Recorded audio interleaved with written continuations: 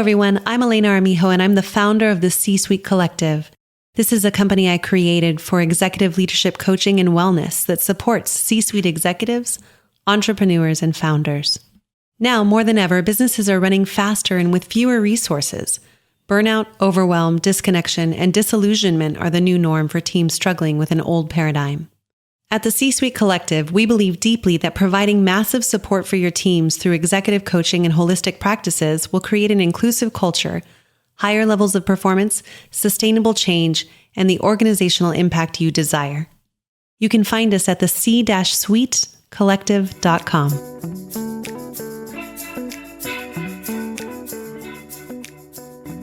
What is the fear of change keeping you from? We'll look at that in our coaching tip for the week. And in our interview segment, we have Mila Henry, a music director, pianist, a conductor, and the artistic director of the American Opera Project. We hope you enjoy the episode today, and remember, something powerful resides within you.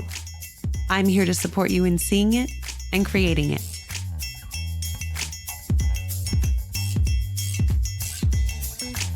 What is the fear of change keeping you from? I wanted to talk about this topic today because I recently had a client who was moving from one state to another, had recently left a previous profession, and had several changes in their family structure as well. So there was a lot of change going on. And what we talked about in our session was what the fear of change was keeping my client from. They weren't even sure that they were afraid of the change, but they were willing to look. And the question actually surprised them. Change brings up a lot for a lot of people. Sometimes staying in the same place, doing the same thing over and over, provides us a sense of comfort and safety. So letting go of that is scary. Sometimes it's easier to look on the other side of what's actually costing you to stay safe instead of what you want to create. So this is why I start with the question, what is the fear of change keeping you from? Is it the life of your dreams? Is it that big promotion? Is it moving to Europe? Whatever it's keeping you from is the side of possibility that could potentially change your life.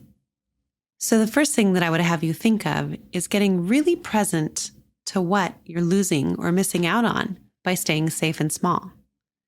If that thing is big enough, if it is deep inside you and it's the thing that calls you forward in a way that nothing else has, then you might have a shot out of the fear of staying safe. If your safety is more important to you than that dream that's on the other side, without any judgment in the world, sometimes that's how it goes. You might not be ready yet. What that means is you're just not ready to take that step yet. And that's okay. Part of the work we do is to check in daily to see if you're actually ready in order to create that thing that fear is keeping you from. In coaching, we always say that the possibility has to be larger than the fear for you to make any kind of a move outside your comfort zone. So take a look. Where are you on that scale? Are you ready?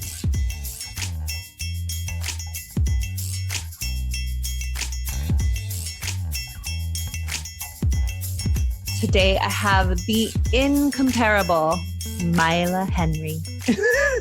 You are such a light in my life. I can remember the first time I met you with Opera on Tap, and I remember walking into the room and seeing you behind the piano, and you were just this regal, elegant, like very calm presence. Oh, For any singer that walks into a room, meeting somebody like you was like, okay, this is it. She's got it together.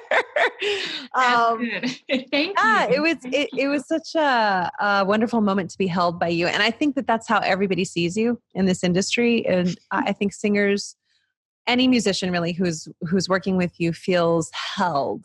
That's one of the reasons I think you're a powerful woman in the world. But I'd love to hear more about you. What's your story? How'd you get here? Tell me a little bit about you. Absolutely. Well, I mean, thank you. Gosh, after an intro like that, it's I'm so honored and humbled to be here and so excited too and to have this conversation. But yeah, I mean, you know a little bit about me already, but I'll say that I'm a music director and a pianist and a conductor. And that's one half of my career. And then the other half is that I'm the artistic director at a company called the American Opera Project. which is based in Brooklyn and develops and presents new works of lyric theater. So those are kind of the two, main sides to what I do, but there's a lot of stuff in between, and they kind of go hand in hand and round out an entire career. That's amazing. And tell me, when did you first start playing? How did you get into music in general? Sure. Well, I started playing when I was 5. And when my parents sat me down and said, we signed you up for piano lessons. And, that was that. Yeah. And, I think I went through a lot of those awkward teenage years where you're trying to figure out, whether you like doing it or whether you're doing it because you're supposed to be doing it. But I started playing for choirs when I was in 6th grade. And I really loved that, being able to offer something and work with other people and collaborate.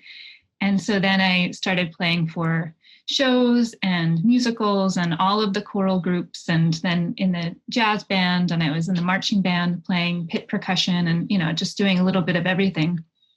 And that really went through high school and into college, where I was doing a lot of different collaborative work as a pianist. So yeah, it kind of went on from there, but I never really considered like a career other than one in music. I love that. What do you think has made you so successful as having a career in music? Because one thing I know about you is you haven't had a lot of side gigs, meaning like the typical like server or cater waiter, like I was, to fill in the gaps. You've always been someone that I know is very consistently pursuing, always being in your profession. Yeah.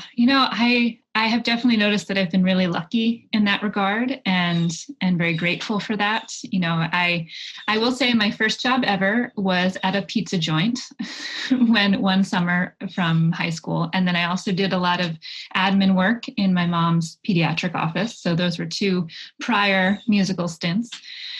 But yeah, once I moved to New York, I went to grad school at Manhattan School of Music. And I think going into the field of collaborative piano to start especially meant that I was open to a lot of different opportunities, and I took advantage of as many as I could. So I was able to play for lessons. I was able to play for classes. I was able to really continue freelancing after I graduated, and I continued working at MSM and Barnard and, did a lot of different projects around the city. And I always had an interest in both chamber music and in opera, but my first love was musical theater. And so I was making sure that I had kind of a foot in both doors, if you will, and searching out those opportunities as well. And so in a sense, by day I was meeting a lot of singers and meeting a lot of teachers, and then filling out the gaps with, other workshops and endeavors that kind of came as a result of that networking. So it sounds like you've been an entrepreneur for a long time. And yeah, I guess so. Yeah. You got the goods, you got the knowledge. It's funny. Yeah. It's something that I just sort of kept going, and I was always interested in new connections, and I think networking was a huge part of that, and who you meet and when you meet them and where they take you. I love that. Well, one of the things I also remember when I met you that inspired me the most about you was you were one of the few musicians that I spoke with that was willing to say something with your music. Now, hear me out. Everybody is saying something with their music, but for you in particular, you were always interested in new opera, new theater, anything new coming out of the gate, and you were willing to support people on those projects. So I'm curious, what do you love most about the newer stuff that's coming out, especially with your work with American Opera Project, and what inspires you behind it? Well, I love defying expectation in the projects that I get to work on, and I love blurring boundaries and works that really don't fall in one category or another, but that really fall into their own category and their own style, as created by the creative team, the composer, the librettist, the director. And so I love working on, I guess in a blanket term, sort of music theater projects, because I really find that all opera is theater, all musicals are theater, and it comes down to that fundamental storytelling. So I'm really enticed by something that has a lot of different stylistic flair and that pulls on a lot of different influences for sure. Yeah. To say it in a nutshell. No, I love it. I was thinking about the work I did with you, that it's still to this date the only opera that I've sung Trump's name and Kellyanne Conway's name in a line. It was perfect. Well, and that's what I love about what you do is so much of what you do is relevant to today's times, and what's going on in the world right now. Speaking of that, how are you taking care of yourself during COVID as a musician? Well, in terms, I could always be better about it. I think I do. I have a good habit of staying really busy and kind of throwing myself into my work. But this time has also been a good time to reflect and try to find that work-life balance. Mm-hmm. So for me, making sure that I exercise, I've started jogging and having that sort of time to just get out there and do something and get a breath of fresh air. That's been really helpful. I do some yoga. I meditate a little bit. And I also am very aware of all of the time we spend in front of our screens, which is, 24/7. And aside from daily Zoom meetings and even some workshop sessions and office meetings, I also enjoy unwinding, like with the latest Netflix noir. But I have tried, I could be better about it, but I have tried to make sure that like the last thing I see before I go to sleep is an actual page from a book. Nice. I try to do a little reading and kind of remember to look up and out from my screen as much as I can. Yeah. What are you reading right now?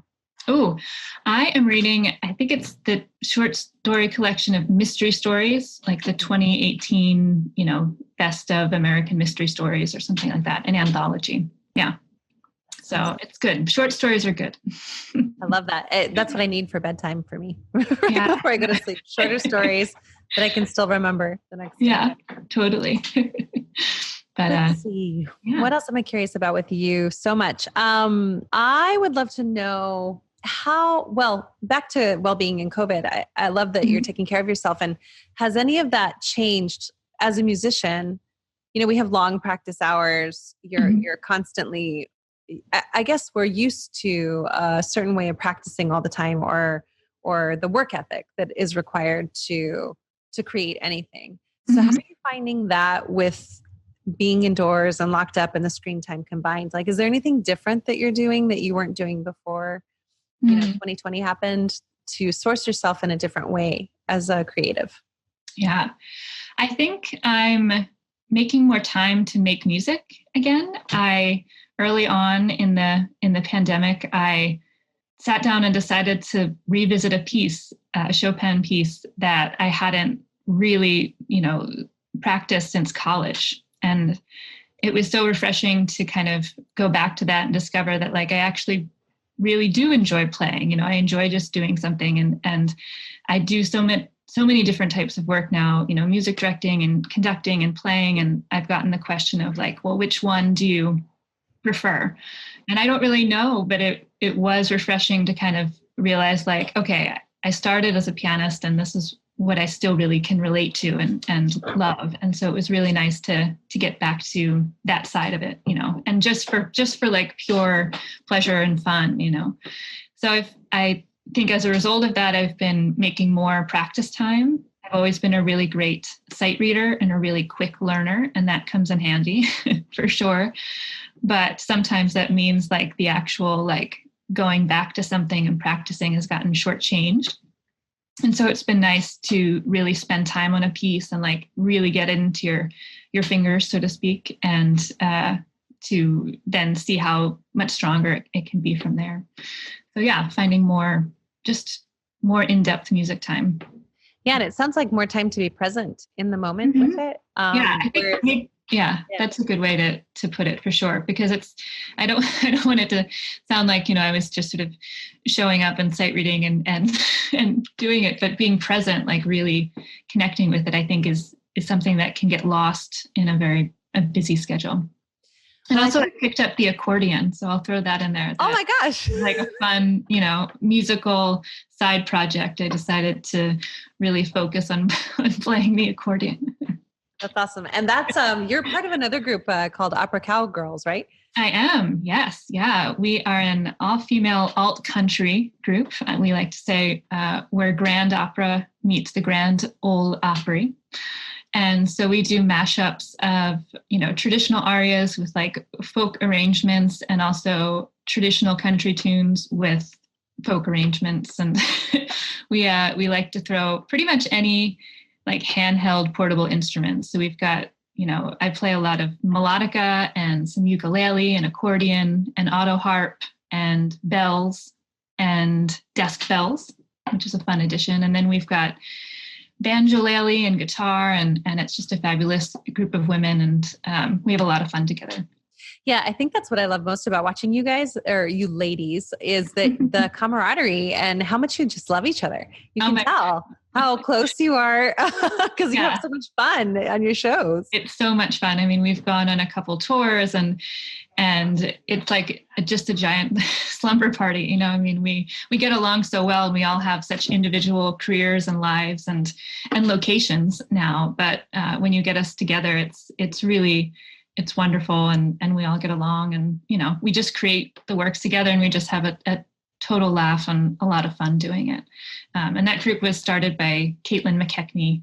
And then the other fabulous women are Sarah Beckham Turner and Jessica Sandage and Maria Lindsay and myself. I love it. We'll have to definitely give them a shout out and send people to you all. So one of the ways that I think that you've been disrupting the world, especially the music world, the opera world, the arts, what I loved is seeing your take on social media and how different you have been being like the past 7 months, really. But even before that, when you first became artistic director of AOP, I really got a flavor of how you all were open to new ideas and bringing the art form forward, right? Continuing to bring it forward into today's society. So tell me a little bit more how you all are creating that or generating those ideas for yourself. Yeah, absolutely. Well, I have to give a big shout out to our Director of Marketing and Communications, Megan Bruce, who has just really expanded our social media presence above and beyond. And we're very lucky to have her. And I mean, we had this discussion, especially, starting in mid-March, like, okay, how do we do social media during these times? I mean, there's so much going on. What can we offer? And so we've really taken it to heart to offer something, whether it's a distraction or something fun, or, to kind of show that we're working in this environment and what we're doing and how we're evolving and adapting, and just not that we want to sort of make light of anything or not be aware of the current circumstances and social issues, but we figuring out how do we use our platform to not only voice our own cause, but to serve as a voice for other artists and other causes. So we like to mix it up a little bit. And I mean, I think in terms of what we do as a company, we are definitely there to support our artists and to, kind of further develop works that we find make a really great story, because I think the fundamental of what works on stage is, the storytelling. And so I like to say we don't focus on what opera isn't, but what opera is and what it can be. And so I think that really helps guide a lot of our decision making. So cool. One thing that you had brought up was, our own self-limiting beliefs, right? And I think my biggest one is that I'm not a powerful woman, but I also think that's something, that we all struggle with. And yes. I'm constantly humbled by those around me. So I think in a way it made me strive to kind of prove myself and hold my ground, but also continue to learn and evolve and adapt into the artist and leader, that I want to be. Well, that I find that, I mean, that's so refreshing to hear that, Mila, because I think that number one, you're not alone. So thanks for putting it on loudspeaker. I mean, I think every single powerful person I know at some point or another, felt like it was imposter syndrome or that they're living into it. Mm-hmm. And the mark of a great leader is always being willing to grow. Mm-hmm. So I hear you holding space for both, Absolutely. owning more of it, but also so open to collaborate and partner with people. Yeah, I definitely think it's it's a learning experience. You don't just sort of go into any position and then say, okay, I'm here. I've got it. I figured it all out. I think it's a constant evolution and seeing, okay, well, I'm here. Now what? What can I continue to do? So as a powerful woman, who's your team? Who do you have around you? So I'm thinking like anybody and everybody in your life that holds you as you hold other people, as you're out there building your business as an entrepreneur, not only as this fantastic musician, pianist, conductor, artistic director, all the things, who do you have holding you? Yeah. Wow. So many people. I mean, when you sort of step back and look at the big picture, I mean, yeah, I'm grateful to my husband, James Moore, and we're both freelance musicians. And, we both know exactly what the other is kind of experiencing in that world. I've never felt like I had to explain crazy schedules or one-off gigs or anything like that. And so, yeah, he's a constant and daily reminder of support. And certainly, I came from a really musical family and a very theatrical family, and I never questioned going into the arts. And I have learned over the years that, I shouldn't take that for granted necessarily. I've sometimes thought of like, well, what would I do if I didn't, and that's kind of the alternate reality scenario. But I saw people with careers in the arts and living in New York from a very young age. And so that was definitely a huge influence in just how I saw my life turning out. And then, the fantastic team at AOP, I co-lead the company with our general director, Matt Gray. And then we've doubled the work team at AOP. And so I mentioned Megan earlier, director of marketing and communications. We have Emily Manzo, our development director, and rounding out the team are Joel Kalo and Charles Jardin. And so the six of us make up the American Opera Project. And I have to say in daily Zoom meetings, especially for the past 6 months, we have seen a lot of each other and have supported each other through thick and thin and through all of the chaos of the world. I mean, we've talked about the opera cowgirls, but whenever we get together, it's just, we have so much fun and we're a close-knit group as well. And so, I mean, those are the sort of three major components, but I have to say I'm constantly inspired by those around me and colleagues and people in a similar position to myself.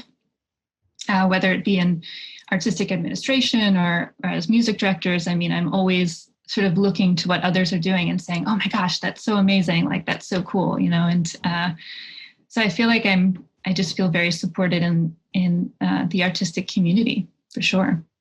Well, I like to highlight teams for leaders because I think that all of us, we don't get anywhere without a team. So it's really inspiring to hear how many are on yours. Yeah. I'm a lucky gal. So there are lots of scared musicians right now in the world. So what advice would you give them right now during this time period? Particularly the people that are kind of in the middle that still were just getting their stride in entrepreneur land and then COVID hit and here they are, struggling, but also it seems like looking for creative sources, creative outlets, and also some hope. So what would you say to them? Well, I think learning how to adapt, right? And how to kind of create your own content during this time, right? We're all talking so much about content and there's so much visual content out there and there's so many new mediums and new art forms that are kind of taking on film and digital and TV and all of these different platforms. I know at AOP, we always ask ourselves, like, what do we want to watch? Because we want to make sure that what we're producing is something that we would also want to attend. So I think that's an important consideration, for, any artist. And how do you make it your own? And how do you make it, unique, and so much, everything takes twice as much time. And I think allowing that time and planning, it's not just setting up your phone and or your computer and recording. Like there's so much that goes into the angle and the setup, and you have to think of it as a set in a sense, and you yourself are always the performer. And so I think taking the time to see how you can make that your own, but also just, like we've talked about, using this time to reflect and like saying, okay, what do I want to do, and how do I want to do it, and how do I get there, and who can help me? I think I always said, yes to a lot of opportunities. I was always really open to, whatever was kind of being thrown my way. And I think that definitely helps to figure out what you really enjoy doing, and also to, connect you to new artists and individuals who can help you get there. It's the same idea of trying to connect with others, because we all just want to have that interaction, So yeah, that's where I would start. What do you tell yourself when you get afraid? Like, I imagine there are many times in life that you do get afraid of your career, or afraid of what's next. What's the thing that you, what do you say to yourself? Oh gosh. Well, I do. I mean, I think everyone get overwhelmed and nervous, and, how is this all going to happen? And I think I try to remember that I'm certainly not feeling that, even if I think I am in that moment. Mm-hmm. Yeah, I try to focus on, okay, what is the immediate thing? Like I often get anxious about things coming up on the horizon, when I see that I'm about to embark on a really busy time period, or that there's a lot coming up, and that can sometimes feel overwhelming. And I think focusing on, okay, what do I need to get done today? And, or what do I need to do today for tomorrow? That sort of thing. And trying to stay present, as we've talked about, is definitely something I've been working on, and I think is definitely the right way forward. But it does happen. Nerves, yes. Well, it sounds like even just naming it for you, naming the fear, is something that grounds you a little bit. Yeah, in a sense. I mean, I don't get nervous performing. I think we all have little butterflies in any type of public presentation, but I've never felt like massive stage fright. I am grateful that I don't really have to memorize music anymore. I look back at those years in undergrad and think like, wow, how did I do that? And so that was a different level. But even then, I never felt truly intimidated by performing. But I think it's when I let myself kind of spiral into the if, but, oh no, look at everything, and look at my color-coded calendar, and, how will that all work out? So it is, I think, definitely just being aware of it that helps, provide a sense of calm. Beautiful. Yeah. Okay. So if you had a megaphone and had to make a statement to the world into the next year, what would your statement be to the world? Yes, I know. So much pressure, Elena. Well, we want to hear it. I love what you said in the beginning about walking into a room, and when we first met, and little did I know sort of the light that I was providing to the room, which I'm so happy to hear. And it's funny imagining me at a megaphone, because I'm not known for my projection, so I'm working on that. But you are. But I think it exactly what you said. In any type of rehearsal setting, I'm going to approach it in that way. Any type of collaboration, I'm always think, okay, be kind, be supportive, listen, and how can we nurture the best out of one another? I always want to lend a helping hand and say, how can I help? And how can we do this together, rather than, okay, here's the highway and here's my way, and we're going to do it this way. Like, that's just not sort of in my personality. I suppose that's why I went into a more collaborative field, I think. So I think that can go forward, into that megaphone, into leading the world in the next year, is that same idea of, listening to one another, supporting one another, seeing how we can just help each other, and being kind. I think we can all learn from each other, and we can all stand by our own beliefs, but it's important that we work together, to move forward. I love it. You're such a light for the world. Oh, thanks. Thank you.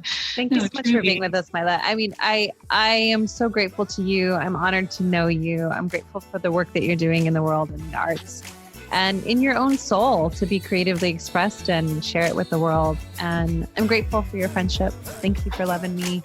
No matter what stage I'm in, you were always a soft place to land. So. Oh my goodness. Well, thank you. I mean, thank you for thinking of me. I'm just really honored and amid such good company. That's right. You are definitely amongst all of the people on here. Oh, thank you.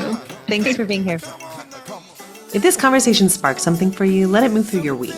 Take it with you. Take on one small action to move the ball forward. And if you want to join our community of leaders who are daring to lead with courage and heart, you can find that at www.elenaarmijo.com or www.thec-suitecollective.com. I reserve a small number of complimentary 20-minute sessions for leaders who want clarity on what they need and insight into what is getting in the way. The practical next steps that create real movement and results in your leadership journey. So you can schedule a call through the link below. It's in the description. Like, subscribe. Thank you for listening, for showing up, and for doing the work of being human together.